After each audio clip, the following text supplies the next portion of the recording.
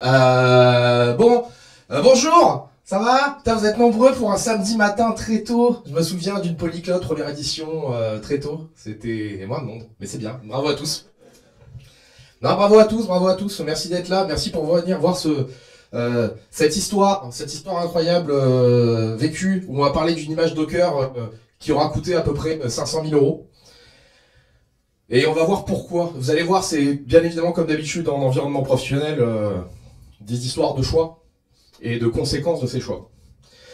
Bon, c'est quand même petite auto-promo. Alors là, bon, ça passe pas. Bon, allez, à un moment donné, il y a quelque chose qui a marché dans ce pays. Non, si, non, si, non, peut-être pas. Écoutez, écoutez, on va le faire à l'ancienne. Voilà. Bonjour, je m'appelle François Téchenet. Normalement, si vous êtes de Montpellier et que vous traînez dans les méthodes depuis longtemps, vous devez déjà m'avoir vu. Je suis organisateur à Montpellier Tech Hub, je suis organisateur à Sonytech, je donne des cours, donc j'ai eu pas mal de gens dans cette salle en prof.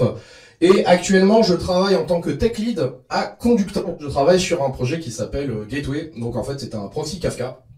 Donc globalement, au quotidien, maintenant, je fais du développement en faisant de la manipulation de binaires. Voilà, on fait ça en Java et c'est rigolo, hein. Et on n'est pas là pour parler que de ce projet. Et surtout, ce qui est très important, j'ai bien envie de vous faire un petit. Ceci est une histoire à ne pas reproduire chez vous. Voilà. Ceci est clairement un talk de type fail. Nous avons fait des erreurs. Nous savons pourquoi. Nous savions pourquoi. Nous les avons quand même faites. Et pour le coup, ce qui est bien, c'est que de me dire, bon, on a fait ces erreurs, je vais vous expliquer comment on s'en est sorti. Donc ne faites pas ça chez vous. S'il vous plaît. Bon alors, commençons et déjà remettons un peu de contexte. Donc revenons un peu dans le temps et refaisons une petite histoire sur Conductor. Alors Conductor, quand c'est sorti, c'est un projet open source avec à la base un tweet de quelqu'un qui faisait des cours en ligne. Si vous avez déjà vu Kafkademy, Stéphane Marais qui arrivait et qui a dit j'aimerais bien avoir un tooling parce que c'est chiant, j'arrive pas facilement à voir ce qui se passe dans mon Kafka. Hein. Kafka, c'est une solution de log distribué dans lequel vous pouvez publier des messages et les lire. Et du coup, c'est vrai que le tooling par défaut, bon, faut aimer la CI. Moi, j'adore ça, mais je peux comprendre qu'il y ait des gens qui aiment pas ça. Et donc, basé là-dessus, quelqu'un a répondu et ils ont fait ce qu'ils ont appelé Conductor. Ce que maintenant on appelle Conductor Desktop, qui est globalement une application client lourde que vous lancez chez vous. Oui, une application client lourde dans les années 2010+, oui. Comme quoi, il y a bien des gens qui sont encore assez marteaux pour lancer ça. Mais ça a eu du succès. Tellement de succès que bon, il y a une petite levée de fonds, série A, tout ça, on commence à faire rentrer du monde. Et là vient ce moment où quand on fait une série A, on a des investisseurs. Et quand on a des investisseurs, qu'est-ce qu'on veut? De la thune. Et comment on fait de la thune? Et ben quand on est dans les années 2010+, qu'est-ce qu'on fait? On va dans le cloud. Tout en software as a service, on scale, vous savez, c'est un truc, on fait du scaling, parce que dans le cloud, on aura vachement plus d'utilisateurs, donc on va les faire payer moins, mais à la fin, on va gagner de la thune. Et ben c'est pas une mauvaise idée en tant que tel, hein. Bon, c'est juste que, comme vous avez pu voir, on avait un truc qui était en client lourd desktop. Ça se déploie pas bien dans le cloud.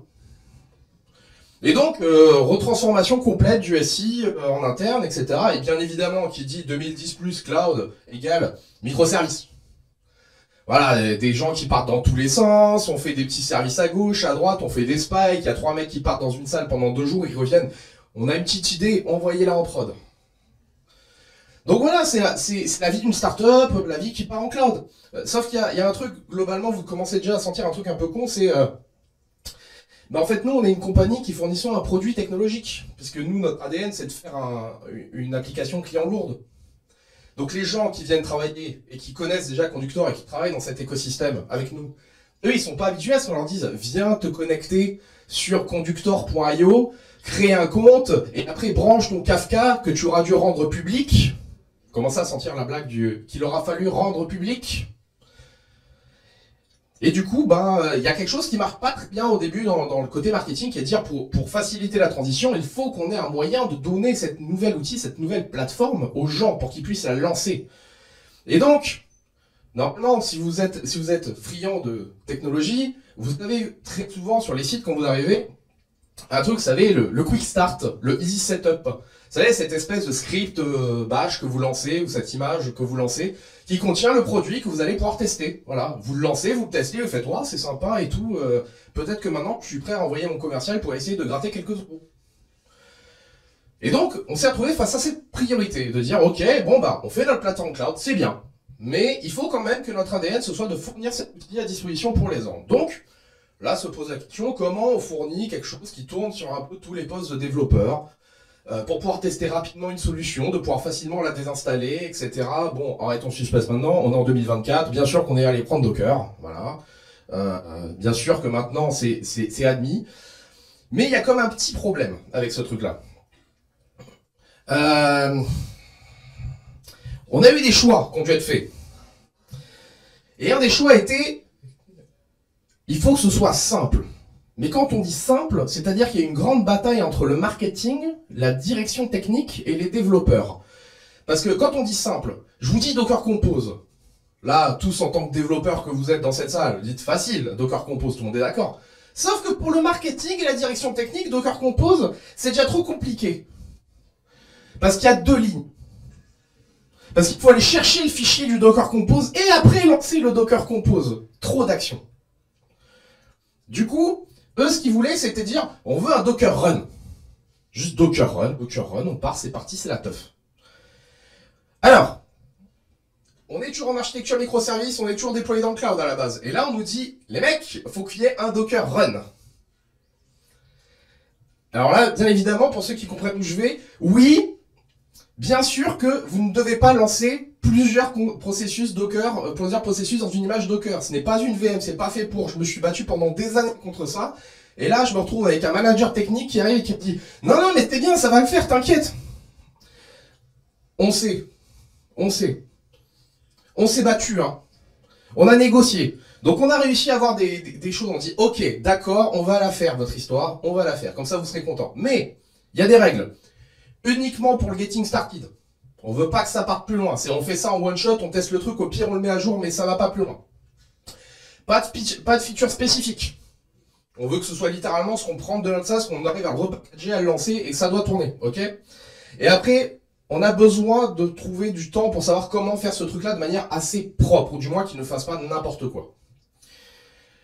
Bien évidemment, comme vous vous doutez, au moment où on a commencé à céder, c'était perdu.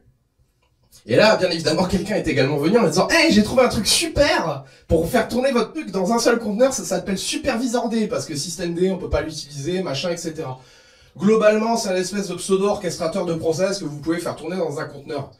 Déjà, la personne qui a créé ce projet, je sais pas si c'était pour faire ça, mais si c'est pour ça, c'est quelqu'un à qui je voue une haine éternelle. Je tiens à le dire. C'est pas personnel, mais c'était une très mauvaise idée. Et bien évidemment, ayant perdu cette guerre, et ben c'est là où nous avons commencé notre long périple. Et c'est ce périple que je suis venu vous conter, globalement. Comment ces choix, et comment cette négociation, parce que vous avez commencé à voir les carottes dans les trucs que je vous ai dit dans la négociation, hein, je le sais. Et bien comment est-ce qu'on est arrivé à faire une image qui au final nous a coûté plus de 500 000 balles? Alors je rappelle, c'est toujours pas des bonnes pratiques.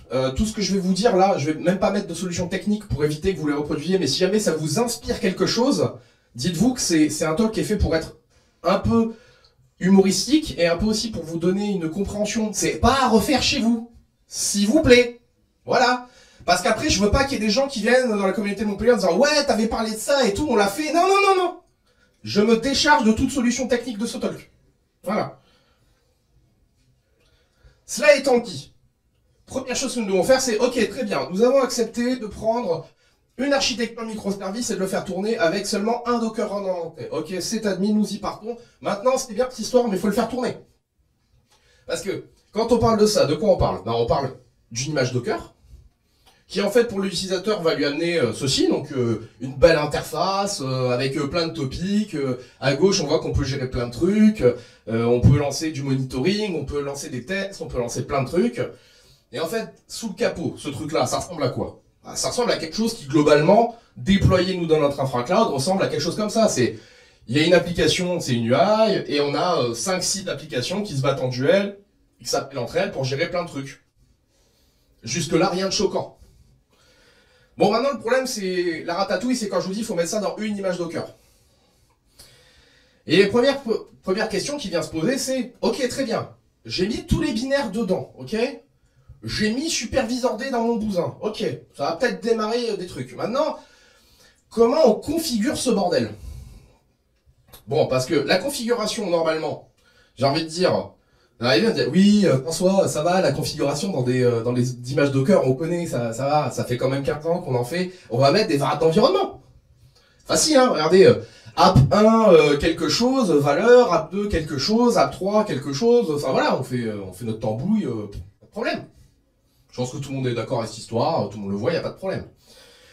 Alors, il y a comme un petit problème. Je viens de vous dire que c'est une architecture microservice qu'on met dedans. C'est-à-dire qu'en fait, c'est pas une app qu'on est en train de configurer, voire les 6 ensemble, il y a quand même des problèmes. C'est-à-dire que là, je suis en train de vous dire qu'il faut configurer les apps, mais également globalement tout ce qui est l'orchestration qui est autour. Puisque nous, quand on le déploie dans le cloud, on a des configurations qui nous permettent de dire comment on veut que ces choses soient déployées, comment elles parlent entre elles, comment elles sont sécurisées, etc. Tous ces trucs-là que normalement personne ne voit, et puis même... ça, c'est le minimum de chez minimum de la plateforme. Je veux dire, il n'y a pas grand-chose. C'est comment s'appelle mon orga, quel est le user password pour s'y connecter, et quel est le cluster auquel je veux me connecter. Et ça, c'est un snapshot de la minimale. Vous pouvez multiplier par 15 la configuration qu'on peut récupérer. Alors, envoyez ça par variable d'environnement, quand vous vous doutez que le marketing ne voulait pas qu'on fasse 2 commandes. Vous dites bien que si jamais c'est mettre une commande, mais qu'à l'intérieur, je dois envoyer 40 variables d'environnement, il y a comme un petit problème. Deuxième problème. Ça, c'est bien, vous pouvez préfixer par des applications, etc. si vous faites que ce truc-là, ce qui est une très mauvaise idée, mais je rappelle qu'on est en SaaS. Les applications qui sont déployées, on ne veut pas faire des variantes spécifiques. Sauf que elles, quand elles sont dans le cloud, elles ne connaissent pas le app1, app2, app3, app4, app5, tous ces préfixages de variables d'environnement. Du coup, en fait, on se retrouve à devoir faire des variantes pour que les applications se retrouvent à comprendre où sont leurs ports d'entrée par rapport à notre conteneur. Ça nous emmerdait profondément. Donc, pour éviter d'impacter le plus possible nos vraies applications, puisque je rappelle que là, nous sommes toujours dans la phase où c'est un getting started, hein, c'est-à-dire que le but du jeu, c'est de faire ça, de le tracher et de dire, ok, vous êtes content, maintenant, on retourne faire des trucs intelligents. Ben, on est parti en disant, ok, comment on va faire ça? On va faire un peu d'ingénierie, parce qu'on est très déçus. Et en fait, on va coder quelque chose. On va coder un petit truc, alors là c'est le moment où il y a des gens chez nous qui sont fans de Rust, moi le premier, on a dit, bon allez, quitte à ce que ce soit un petit truc à la marge dans un coin, un petit truc pour démarrer un conteneur, allez, c'est parti, on va faire un truc en Rust. Donc on a fait un platform start, hein, voilà, un platform start qui, globalement ce qu'il fait, c'est il lit le fichier de conf, il lit les variables d'environnement, et en fait il va juste tout simplement lire de la conf à gauche à droite, repackager tout ça pour chacune des apps, et après, générer la conf supervisor D pour dire, ok, ben en fait, ça démarre avec telle configuration, ça avec telle configuration, ça avec telle configuration. Jusque-là, c'est toujours une idée de merde. Mais, c'est à peu près propre. On n'a pas touché encore aux trucs qui sont à l'intérieur. Vous voyez, on a toujours le même truc, on a toujours nos UI, machin, pas de problème. Donc là, on est content. Bon, on peut démarrer, on peut faire semblant, on a des configs. Maintenant, il y a quand même un truc qu'on aime bien généralement quand on fait une image Docker. C'est une bonne pratique habituelle. Je sais pas si vous connaissez ce truc en Docker ou même dans les endroits déployés, ça s'appelle le health checking. Vous savez, genre c'est bien de démarrer un truc, mais c'est bien de savoir quand est-ce s'il est encore en vie. Parce que même le but de cette plateforme, c'est que ce soit utilisé par d'autres personnes. Donc même le getting started, il faut quand même qu'on puisse vérifier qu'ils sont en vie, quoi. C'est quand même pas mal. Et donc là se pose une petite question. Quand on parle de health checking, c'est de dire, ok, ben du coup, moi dans mon conteneur, je me retrouve à avoir un seul unique point d'entrée qui doit vérifier plusieurs applications. Bon, bah du coup, qu'est-ce qu'on peut faire? On a supervisor D. Supervisor D, c'est peut-être un peu comme système D, globalement. On peut peut-être lui mettre du health checking. Ça me semble logique, on est tous d'accord. Si on a un truc qui permet de démarrer des process, et de les maintenir en vie, il y a peut-être un truc qui va vérifier que c'est en vie ou non. Et ben comme beaucoup de systèmes de type justement système d'orchestrateur de process système, le health checking globalement c'est de dire je lance la commande et à la fin quand elle s'arrête je regarde le flag de sortie. Donc ça marche hein. Sauf que comment on sait quand une application elle est stuck, vous savez ces fameux trucs de health checking qui veut dire readiness n'est pas liveness, c'est pas parce que le process est encore en train de tourner que l'application répond. Je crois que vous faites tout ça en prod généralement, hein, le process est encore en train de tourner mais l'application elle marche plus. Bah en fait là on se creuse la soupière un peu et bon bah là on se prend un gros nop. Voilà. Le truc il arrive, il nous regarde, il fait bon bah c'est fini. Bon, on a déjà codé un truc en Rust. Ouais. Allez, c'est reparti. On y retourne. Bon, bah, pas compliqué parce qu'au final là on a fait un truc, ça prend de la conf, ça génère de la conf. Ah bon. On va juste mettre un petit truc qui fait que au lieu de s'arrêter et lancer supervisor D, bah en fait il va lancer supervisor D, il va continuer à tourner, il va avoir une petite API, voilà, petite API avec un health check, comme ça on a un point d'entrée unique et ce truc là il va être capable d'aller d'aller appeler tous les autres trucs de la plateforme, parce qu'il a démarré, il sait ce qui existe, et fait de l'échecking dessus. Smart. On a toujours pas touché au truc à l'intérieur, on a fait les trucs, bon, peut-être qu'on a déjà un petit peu alourdi notre process, mais pas trop, c'est du Rust. C'est pas lourd. Et c'est stable, au moins. Hein. Je sais pas ce qu'on dit. C'est le truc qui plantait le moins de tout le système, mais ça c'est un autre problème. Bon, là on est pas mal, ok. Ouh, on a quelque chose qui marche, on a une image Docker, elle tourne à peu près, bon, ça se passe. Ah, par contre, il y a un truc qui est... Vous vous rappelez quand je vous ai dit qu'on a un produit tech et qu'on utilisait les mêmes trucs pour démarrer. Vous savez comment on fait pour gagner de l'argent généralement avec un produit tech qui se déploie chez les gens? Ou même quand on fait un truc cloud, comment on gagne du pognon généralement? La licensing, je l'ai entendu, bravo. Alors, bien évidemment, on fait une version free et une version avec des features qu'on a fait raquer aux gens, mais qu'ils ont pu juste goûter un petit peu pour leur dire regarde cette première dose de truc. Viens utiliser mon truc. Donc, bien évidemment, il était hors de question de balancer le truc full à nos clients qui étaient en getting started. Enfin, le truc de con quand même. Regardez, il y a ce truc en Docker Run que vous pouvez lancer, il y a tout dedans. Mais vraiment, le truc il est fini. Donc bon bah, faut gérer les licences quoi. Alors les licences, parce que bon, dans la conf, je l'avais pas highlighté, mais il y avait un petit truc licence bien évidemment pour dire oui voici mon token avec ma licence validée, qui a une expiration bien évidemment signée. Et une licence, bah chez nous ça ressemble à ça en fait. Dans le token, globalement on peut récupérer des trucs qui nous disent voici toutes les features qu'on va avoir dedans. Ce qui permet aussi du coup à nos utilisateurs qui ont payé, enfin des utilisateurs qui étaient peut-être des prospects du Quickstart, de pouvoir lancer ça et de pouvoir tester des features payantes qu'on leur a donné accès pour peut-être 2 semaines, 3 semaines, voilà. Histoire de leur donner, vous savez, cette petite dose de crack qui font qu'ils vont revenir et vous donner de la thune. Bon, nous, quand on voit ça, on se dit, ah, qu'est-ce que ça veut dire, cette histoire? Ça veut donc dire que, selon les features, je dois pas forcément démarrer tous les trucs qu'il y a à l'intérieur du conteneur. Bien évidemment, le but, c'est de pas donner la feature, donc il faut pas démarrer certaines parties. En gros, ça veut dire quelque chose comme ça. Selon la feature, en fait, il y a peut-être des bouts de code qui vont pas démarrer, etc., etc. Et là, normalement, vous regardez, vous avez déjà votre truc Rust, c'est bon, ça marche. Donc oui, hein, ça, y a pas de problème. Il y a juste un petit problème qui est un peu sous-jacent, qui est chaque application, elle est indépendante, elle est appelable. Ça veut donc dire que quand votre client il ouvre avec un browser de l'extérieur, il faut qu'il soit capable de taper toutes les applications. S'il y a des applications qui sont là ou qui sont pas là, ça veut donc dire que il y a du routing HTTP. Chose qui généralement dans votre cluster est gérée par un load balancer, c'est normal, hein. C'est fait pour, hein. C'est là, c'est devant, on fait des routes, on les active, on les active. Nous, on n'est pas dans un orchestrateur. L'orchestrateur, c'est nous. Donc quand je dis ça, ce que ça veut dire, c'est que ça veut dire que c'est pas seulement démarrer app 2, app 5 et 6 qui soient pas démarrés, c'est également que les routes pour pouvoir y accéder ne soient pas accessibles, ou qu'elles soient redirigées, ou qu'elles arrivent en bad gateway. C'est-à-dire que ça reproduise le même fonctionnement que sur mon cloud. Parce que je rappelle que le but c'était éviter de toucher le code à l'intérieur des trucs. Donc il faut que ça ait le même comportement que sur le cloud. Bon voilà, du coup, on a déjà un tool en Rust. C'est reparti. Allez, c'est parti. Regardez, si on génère des conf Nginx dynamiquement, et qu'on met un Nginx dans le truc, ça passe. Ah, vous êtes déjà en train de vous marrer, vous voyez où on va. Ah, et ben on l'a fait. Et vous savez quoi? On l'a regretté.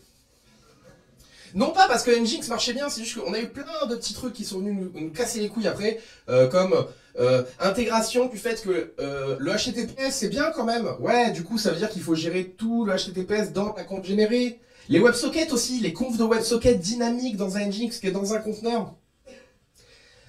Bah, en gros, globalement, dites-vous que C'est un espèce d'ingress controller version manuelle à la main.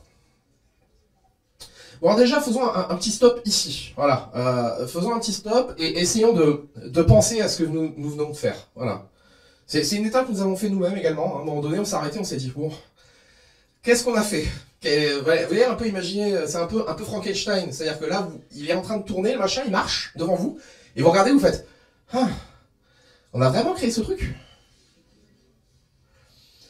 Alors, ce qui est intéressant, c'est de se dire pourquoi on a créé ces trucs-là. Parce que par rapport au challenge initial, globalement, on peut résumer ça avec des choses très connes qui sont liées à ce qu'est un conteneur, en fait. En fait, la seule chose qu'on a fait, c'est faire en sorte que toute notre architecture qui était dans le cloud ait un seul et unique point d'entrée. Que ce soit en termes de configuration, de health checking, globalement, la notion de un conteneur est un process unique qui est censé démarrer et être filtré au sein de notre système. Autre chose qu'on a fait, qui ça ressemble beaucoup à des choses qu'on peut trouver dans les orchestrateurs, ben on a fait du module dynamique, on a fait du scaling à zéro, on a vérifié en fait globalement que selon les besoins, on va ou pas démarrer certains bouts d'une architecture. On a fait de la configuration dynamique, inséré ici n'importe quel load balancer que vous aimez et globalement on a fait un ingress controller. Et bien évidemment, qu'est-ce qu'on a fait autour? On a fait plein de tooling pour utiliser un système d'orchestration, donc on a refait un système d'orchestration interne. Je vous rassure, cet outil du diable ne sera jamais mis open source. Déjà parce qu'on n'en est pas fier, et également parce qu'on ne veut pas que d'autres fassent les mêmes erreurs. Voilà. Mais alors par contre, ce qui est incroyable, c'est que nous, vous voyez, là c'est, imaginez, c'est à peu près 6 mois de travail à un certain nombre de développeurs.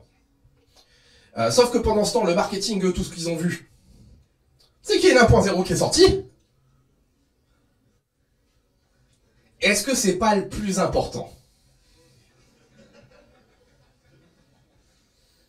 Parce qu'au final, la 1.0 qui est sortie, c'est des clients, c'est de l'argent. C'est de l'argent pour payer les salaires, pour pouvoir fixer ce qu'on a fait. Ça n'est jamais allé dans le fixe dans un premier temps. Mais ce qui est important, c'est que c'était un succès. Alors, c'était un succès, ça dépend de quel point de vue vous mettez. Là, c'est le moment où, effectivement, il ne faut pas être trop manichéen en tant que développeur. Oui, c'était bien que ce soit sorti et réalisé. Voilà, je tiens à le dire. Bon, quelque part, c'est pas grave, c'est sorti sans quick start, on avait fait notre deal, c'est fini. Bon, on commence à sortir la blague, et ça, c'est un truc que vous avez habituellement, c'est que maintenant, c'est dans la nature. Et qui dit que c'est dans la nature, dit il y a certaines personnes qui vont le tester. Et qui dit des personnes qui vont le tester égale des retours. Et si c'est des retours de personnes qui ont testé, qu'est-ce que vous entendez d'un point de vue commercial et marketing? Prospect! Et la voix d'un prospect fait loi. Donc on peut se retrouver avec des interactions comme celle-là. Parce que là, depuis le début, il y a un truc, j'avais pas mis de base de données au milieu. Vous vous doutez bien qu'il y avait une base de données, mais sauf qu'on demandait de la lancer à côté. Il fallait une base de données pour pouvoir tester notre truc. Bien évidemment, pour un quick start, un client qui arrive et qui dit bah, franchement, pour pouvoir essayer votre produit, j'aime pas quand même qu'il y a lancé une base de données. Vous pouvez pas faire quelque chose pour ça? Et là, vous avez quelque chose quelqu'un qui a bien trop envie que ça se fasse. Ah ouais, c'est vrai, mettons la base de données dedans. Bien sûr, nope. Non, c'est hors de question. Et là, vous doutez bien que cette personne n'est pas un développeur. Vous doutez bien que c'est quelqu'un qui a un poids, quelque part, qui permet de faire que, bon, on a perdu. Voilà. Puis bon, vous savez, c'est un peu cette fatigue de vous êtes à un point où vous avez quelque chose qui est tellement déjà monstrueux que, un petit peu plus, un petit peu moins, jusqu'où pouvons-nous pousser la blague? Bon, allez, on repart à l'atelier. On est parti un peu de développement, gauche à droite, etc. Donc faut qu'on mette une PG là-dedans. Donc bon, bah on y arrive. Hein. Voilà, donc bah, maintenant la plateforme Start, elle obtient des configs. Vous pouvez dire il y a une DB extérieure ou par défaut elle démarre en interne. Et vous pouvez setuper des trucs. Voilà, bon. Bon, bah je crois que c'est explicite. Hein. Enfin, je veux dire, c'est facile. C'est-à-dire quelque part. Mais d'un point de vue extérieur, c'est toujours un seul compteur. C'est beau. Bon, bah, je vais pas vous mentir, c'est pas le truc dont on est le plus fier. Hein. Mais quelque part, bon, c'est pas très grave, voilà, c'est dans un coin, nous on a notre truc en SaaS à côté, voilà, ça marche plutôt bien, on fait les choses calmement, pas de problème. Bon alors, c'est là où il se passe quelque chose, en même temps, qu'on commence à bosser, on continue à bosser dans le cloud, et là, je vous ai rappelé que c'était dans la nature. Je vous ai dit qu'on a fait des trucs cons. il y a un truc que j'ai oublié de vous rappeler. C'est que les clients aussi sont parfois extrêmement cons. Cette image se retrouve déployée en production chez des clients. C'est-à-dire qu'un client n'est pas venu demander, il a vu l'image, il a fait « Oh, ça marche bien, tout, ouais, je l'ai rené, bref, ouais, c'est cool, allez !» Je l'ai mis en prod. Et là, il arrive tout content, je l'ai mis en prod. Et là, il fait « Ah, très bien, vous voulez pas utiliser le cloud plutôt ?» Bah non, je peux pas, mon Kafka, il est privé. Ah, mais et du coup, on fait comment? Non, mais c'est en prod, ça marche bien, t'inquiète, frère. Oui, t'inquiète, ouais. Il y aura aucun problème. Alors, bien sûr c'était, il y a eu des problèmes, parce que, qui disait en production, bah, ça veut dire que du coup, maintenant, on a des clients qui payent pour cette bouse. Cette bouse qui, vous doutez bien, possède beaucoup de petits problèmes. Il y a plein de petits cas qui marchaient pas. Du coup, on a le support qui commence à arriver. Oui, le client qui paye, il a ce problème-là. Là, ça marche pas très bien, l'HTTPS. Ou on aimerait bien rajouter quand même cet accès à un SSO dans la version Docker, là, c'est possible? Oui. Et bien évidemment, là, c'est le moment où nous perdons régulièrement. Il y a de l'argent. Donc, qu'est-ce qu'on fait quand il y a de l'argent? On dit oui. Pas nous, hein. Je tiens à préciser, hein. Nous, on commence déjà à être en mode, bon, bah, c'est perdu. Voilà. Mais, surtout, vous vous rappelez, au début, j'avais dit, ça doit être que du quick start. Raté. Deuxième chose, il faut pas qu'il y ait de features spécifiques. C'est quand même compliqué à démarrer votre bordel, là. Il y en a des choses dedans. Est-ce qu'on pourrait pas avoir un truc qui, quand vous le lancez la première fois, nous aide à générer la conf dynamiquement, avec des clics boutons, qu'après, quand on appuie, ça génère la conf et que ça démarre tout comme il faut? Vous savez, ce truc qu'on appelle généralement l'onboarding. Bah oui, bien sûr. Ça tombe bien, on a un truc en Rust. Voilà, bon bah, c'est pas compliqué globalement, il suffit de faire un truc qu'on démarre, s'il n'y a pas de la conf, on lance un truc particulier à côté qui sera plateforme API, qui est un truc d'onboarding, qui fait qu'on gère la conf, qui en fait après, hop, relance en plateforme API, envoie des bons trucs à supervisor D, etc., etc. Bref, la totale. Bon, ça marche. Ah par contre, est-ce que je vous ai parlé de monitoring? Parce que monitoring, c'est pas seulement le monitoring de nos apps, c'est également le fait qu'on avait un truc qui s'appelait monitoring, qui permettait de monitorer vos clusters Kafka. Et ces trucs-là, c'est des time series. Et ces données, pour les faire de manière efficace, eh ben on utilisait les tools que vous devez connaître. Prometheus et Cortex à côté, pour une raison sur laquelle il y a débat et que je ne m'étendrai pas ici, parce qu'il y a des personnes avec qui je m'énerverai dans la salle. Donc voilà, mais quand on parlait de database, je vous ai un peu menti, bien sûr qu'on n'a pas mis que la Postgre. Bien sûr qu'on a tout mis dedans comme des gros sacs. Donc voilà, en fait, c'est ça le truc. On a une plateforme Start qui lance des applications, qui a une API, qui a un Nginx, qui a un Postgre, qui a un Prometheus, qui a un Cortex. 3 Go 5. Déconnez pas, on sait qu'on a été lourd. Après, on a fait des fixes. 2 gigas.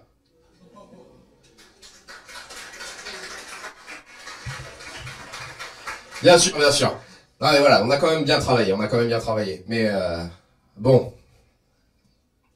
Non mais ça tourne à peu près, vous doutez qu'il y a plein de tickets clients, etc. Mais alors, attendez, oublie pas un truc. J'ai dit production. On parle de quoi? On parle d'un conteneur. On parle de production. Vous savez que c'est déployé un conteneur en production généralement? Vous le savez. Kubernetes, bien sûr. Et c'est quoi le problème avec Kubernetes?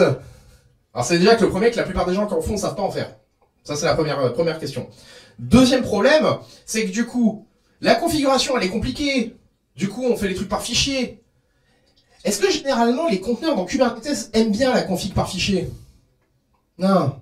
Et ça, quand vous couplez ça avec un client qui ne sait pas vraiment faire du cube, vous vous retrouvez avec un truc qui fait « franchement, c'est pas mal votre truc, mais vous auriez pas un carte Helm ?» Et là, ça finit en « Il paye combien le monsieur ?»« Ah, merde. Vous pouvez faire un char s'il vous plaît ?»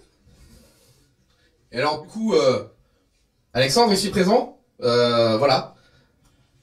Ah, son œuvre, sa création, sublime. Nous avons donc un conteneur dans un chartl qui fait des config maps et des secrets qui sont loadés à l'intérieur du conteneur pour faire le même process qu'habituellement pour que du coup notre grosse fat image de 2 Go de mort soit lancée dans un Kubernetes. Ah, on est bien là quand même, hein. Bon, en gros, où est-ce qu'on en est à ce moment-là de l'histoire? On a une image qui a une orchestration interne, parce que globalement c'est ça, on a fait une image, on a fait un orchestrateur à l'intérieur à la main, et on a lancé notre SI dedans. Avec des databases dedans, optionnelles. Tout ça qui est embêté dans un Helm. Est-ce qu'on n'est pas bien là? Mais là, vous voulez que je vous dise ce qui est le plus marrant dans cette histoire? C'est que ce truc-là, si seulement c'était le début. Parce que vous vous rappelez, je vous ai parlé de faire du cloud. C'était la vraie stratégie de la boîte. Il se trouve que, apparemment, faire du Kafka en cloud, c'est pas ultra rentable. Souvent parce que les Kafka, généralement, il y a des données sensibles. Donc les gens, ils les mettent pas public. Ce qui fait que le cloud, il a été abandonné. Du coup, ce truc qui devait être un quick start au début, est maintenant le produit officiel de la compagnie. Alors, le deuxième, parce qu'à côté, moi je suis sur Gateway, donc on a Gateway à côté, mais ça devient le produit officiel numéro 1 déployé de la compagnie. C'est vraiment le truc, vous allez sur notre site, même maintenant, console est toujours le produit numéro 1. Et donc là, maintenant qu'on est sur des produits officiels, pour aller vraiment faire de la vraie prod de bonhomme, ben, on a des trucs qui arrivent vraiment marrants, mais des choses que vous connaissez déjà, toutes ces blagues, mais vous allez voir qu'ils prennent des proportions incroyables. La sécurité.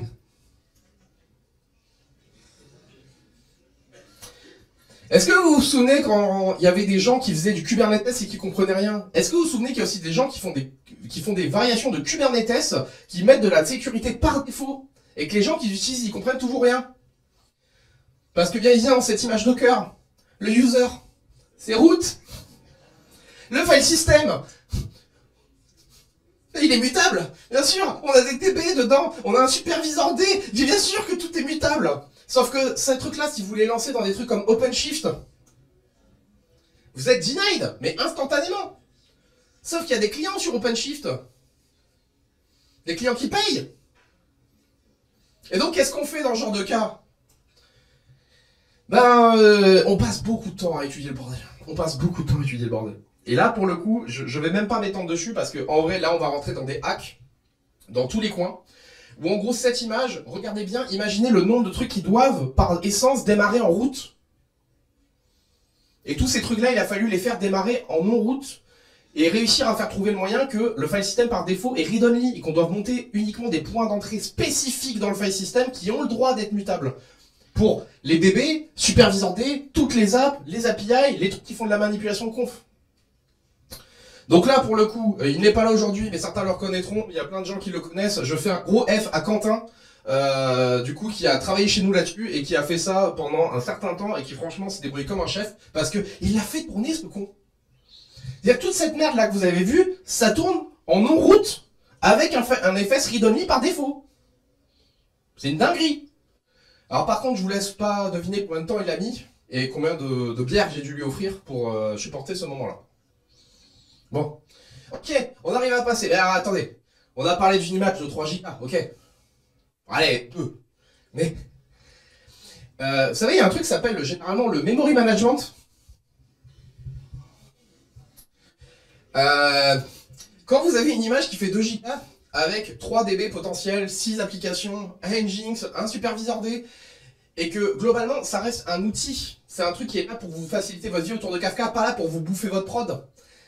Et que vous avez un client qui vous dit, moi j'aimerais bien que l'image que je vous donne, elle soit capée à 4 Go. Là-dedans, il y a 4 JVM. Hein. Donc je vous refais le flow. On arrive. Merde. Ah merde, mon plugin de diagramme ne marche pas. Quel dommage. Oh, pourtant, j'ai passé beaucoup de temps pour faire marcher hier. En gros, imaginez la problématique, vous vous retrouvez avec... quelqu'un arrive et dit, je veux que tu utilises un nombre maximum de gigas, prenons 4 gigas. Le conteneur reçoit ça. Ok, je n'ai que 4 gigas. Mais qui a droit à quoi dans toutes mes applications? selon les trucs qui démarrent, selon que j'ai des applis qui démarrent ou non via des features, selon le vrai besoin, selon certaines, selon qu'on va faire plus du monitoring, qu'on va faire plus du dev console, qu'on va faire plutôt différentes choses, quelle mémoire doit être attribuée à quelle application par rapport à ces 4 gigas initiaux. Le problème, il est super con, mais en même temps, il nous prend la tête. Parce que vous avez une approche qui est de dire, bah en fait, ok, on va mettre des variables sur lesquelles tu peux nous donner par application la quantité de mémoire que tu veux faire. Mais le problème, quand vous faites ça, c'est que vous montrez votre complexité à l'extérieur. Vous vous doutez bien que si c'était des gens qui à la base ne voulaient pas qu'on fasse 2 commandes pour lancer le système, expliquer qu'il y a 8 applications qui tournent dans un conteneur et que chacune peut être drivée via de la mémoire, un peu compliqué. Après, il y a une technique qu'on a commencé à faire qui, malheureusement, n'a jamais été émergée, mais qui avait été faite, est un système de calcul très complexe de ratios, en disant, bah, je prends le système de base et selon ce qu'il y a, selon les besoins, selon le type de configuration que je détecte, je vais changer les ratios de la mémoire que j'attribue à tel ou tel projet.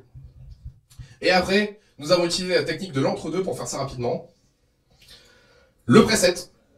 Globalement, on vous disait, bah en fait, ce n'est pas à vous de décider de la mémoire que vous allez donner à ce conteneur. Vous avez des presets. Si vous êtes quelque chose de small, bah en fait, voici la quantité de mémoire que vous allez donner. Vous devez dire au conteneur que vous êtes en setup small, medium, large, etc., etc. Qui tout simplement, tout ça est là pour juste faire des presets qu'on savait marcher et qui nous évitait d'avoir trop de problèmes de support, parce que des problèmes de support là-dessus, il y en a eu un paquet. Je suis même pas là pour vous dire est-ce que c'est une bonne ou une mauvaise idée. Je suis juste là pour vous dire que c'est ce qu'on a fait et que ça... J'ai pas utilisé le terme marché, mais vous voyez l'idée quoi. Bon, memory management, ok. Maintenant, le problème de con. Les métriques, c'est le logging. C'est maintenant, c'est bien, on a le truc qui tourne, etc. Mais quand ça plante en prod, on aime bien savoir pourquoi. Sauf que là, on a un truc qui est lancé par Supervisor D, qui travaille plein de trucs. Donc en fait, vous êtes dans un conteneur de base, si on fait quelque chose de basique, on est d'accord que vos logs c'est du std-out, vous les faites récupérer par un système extérieur, etc. etc. Pareil vos métriques, généralement vous avez un endpoint de metrics, Prometheus vient le grepper, ça peut être de l'OpenTelemetry, bref, vous avez un point d'entrée unique. Bah, sauf que nous, on se retrouve avec cette problématique. En gros, il faut qu'on merge tous les logs et toutes les métriques de toutes les applications qui y a en dessous pour donner un point de vue unique. Alors là, il y a eu moult discussions, je me souviens d'un aller en train où on a passé 5 heures avec Quentin, justement, à faire des trucs en disant oui, alors si on fait du vector, on peut commencer à tout streamer, on peut faire des filtres pour pouvoir enrichir les trucs à la volée, pour pouvoir les renvoyer dans std-out, etc. Pendant des années, ça a été écrit sur le disque du compteur. Voilà. Et c'est là où on se dit qu'on est très con parce qu'en fait, on aurait juste dû tout balancer dans std-out comme des gros sacs. En vrai, on n'aurait pas dû se prendre la tête, on aurait juste dû balancer dans std-out, mais c'est pour vous dire à quel point en fait ce problème qui a l'air simple, en fait est un problème qui nous a pris extrêmement la tête, qui a demandé énormément de temps d'ingénierie et qui même maintenant en fait n'existe pas vraiment en fait. On a fini par balancer dans std-out parce que... Pareil pour les métriques. Les métriques, comment est-ce que vous agrégez toutes les métriques de plusieurs applications, comment vous évitez qu'elles se override les unes les autres, etc. etc. Bon, ouais en fait on a juste oublié, voilà. Oups, on a oublié. Non, on savait très bien, mais c'était un problème. Bon, alors, là, c'est le moment où vous dites, oh, là, vous pouvez pas aller plus loin, en vrai. Là, on est au bout du tunnel, là, franchement. On a déjà creusé, quand même. Hein. Vous savez, l'expression, touche le fond, mais creuse encore. Voilà, vous dites, c'est un peu l'instruction de nous-mêmes, là. Mais je veux juste partager une anecdote de prod qui est une des plus marrantes, je pense, qu'on a eues, et qui nous a fait pleurer, mais qui, vraiment, maintenant, nous fait extrêmement rire. Vous savez, cette histoire d'external database. C'était pas le comportement par défaut. Vous voyez où je vais là. Un jour, il y a un client, il fait un update. Il y a une migration de données. Boum. Ticket support. On se rend compte que le mec avait pas lu la doc de prod, en fait, tout simplement. La doc qui disait quand tu vas en prod, en fait, faut que tu utilises une base de données extérieure. Il était parti en prod avec la DB en BD. Bah, du coup, il a rebooté, ça a fait la migration, sauf qu'il a tout perdu. Parce que la donnée était corrompue. Et ils ont passé des jours à régler ce problème. Voilà, donc et franchement, là pour le coup, on peut même pas nous en vouloir à nous. Là, c'est vraiment une question de c'était dans la doc. Là, c'est vraiment le client qui a pas suivi la doc. Bon, alors ce qui est intéressant aussi, c'est que vous vous dites, bon, au bout d'un moment, à force de voir autant de conneries, bah finalement, on va avoir de la mitigation. Alors sachez qu'il y a des exercices qui ont été faits, comme par exemple le fait de dire, et si on mettait un contrôleur quitte à faire un truc dans Helm, comme ça en fait ça nous permettrait, un contrôleur Kubernetes, de manière à en fait de temps en temps pouvoir faire extraire des choses automatiquement de notre conteneur pour les mettre au sein du système. Qui a été lancé, qui marchotait à peu près et s'est fait tuer. Et puis au final, j'ai pas de dommage. Avec le temps, on a eu un petit problème. Vous vous souvenez, je disais que le cloud, on l'avait arrêté, etc. Si on avait misé dessus, c'est que en fait, on cherchait à faire de la thune avec. Quand on fait pas de thune, il se passe quoi dans la boîte? Ah, ça marche pas. Et qui dit que ça marche pas égale il y a moins d'ingénieurs. Donc en fait, c'est pour ça, il y a des initiatives qui ont été lancées, mais on n'a pas pu. Sauf qu'au bout d'un moment, il y a beaucoup trop de problèmes, beaucoup trop de complexité, beaucoup trop de choses, beaucoup trop de temps ainsi à faire évaluer. Vous doutez bien qu'en arrivant à ce niveau-là, faire la moindre chose dans cette architecture commence à devenir un véritable bordel. Donc c'est le moment où on part. Battle Plan, Conductor 2.0, et je vais vous montrer le plan. Vous allez voir, il est simple, vous allez comprendre instinctivement juste en regardant le schéma. Première chose, les DB, elles sortent. On accepte de faire un breaking change. Voilà. Plus de DB en BD, c'est même plus une option. On veut plus avoir cette merde. Maintenant, vous démarrez. Qu'est-ce que ça veut dire aussi en sous-entendu? Docker Compose revient dans le Getting Started. Maintenant, si vous allez sur Conductor.io, c'est un Docker Compose, le Getting Started. Comme quoi, la boucle est bouclée. Deuxième chose, tous nos problèmes de memory management, de configuration, etc., bah, c'est facile. On va merger les applications au fur et à mesure. C'est le JVM, on peut très bien les mettre dans la même code base, en fait. C'est les modules Scala, on commence à les merger, etc. Si à la fin on se retrouve à avoir plus qu'une seule application, bah en fait celle-là elle est checkée. Il n'y a plus que l'UI avec du Nginx. Donc la phase 4, en fait, ni plus ni moins, c'est de dire bon bah là on a encore Nginx et l'UI parce que en fait l'application ne sert pas l'UI, mais si jamais l'application sert l'UI, bah, j'ai juste à faire un script de démarrage, truc qu'on voit dans plein de conteneurs, qui lance l'application et l'UI est servi par l'application. Dernière phase, on met tout dans l'application. On est tous d'accord hein, pour dire que ce plan est simple. Enfin, quand je vous le montre, il y a une logique, il y a un flow, il y a quelque chose qui semble régulier. Eh ben, écoutez, sachez qu'il est passé, il n'y a pas de problème, et ce plan est celui qui est encore là. Le seul problème qu'on a avec ce plan, c'est qu'on est encore ici. Pour information, Conductor 1.0 a été sorti en octobre 2022, et Conductor 2.0 a été lancé en juin 2023 en développement. Et on est toujours, le plan n'est pas fini.